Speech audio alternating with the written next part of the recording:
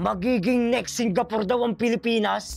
Maynila nga, lubog sa utang at patapon pagkatapos mong umalis. Ano to?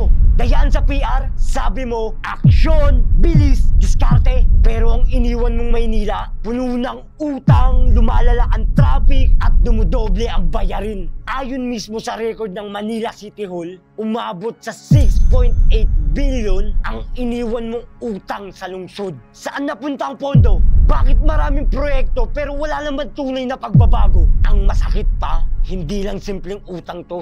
Kasama dito ang mga bayarin sa vendor, city programs at overdue na proyekto. Isko! Maynila nga hindi mo na paangat! Gusto mo pang gawing Singapore ang buong bansa? Hindi mo magagawang Singapore ang Pilipinas. Kung Maynila pa lang, hindi mo na naayos. Kaya ngayon na bumabalik siya, huwag tayong magpaloko sa putang inang yan! Ang tunay na pagbabago, hindi lang sa press release, kundi sa totoong serbisyo sa mamamayan.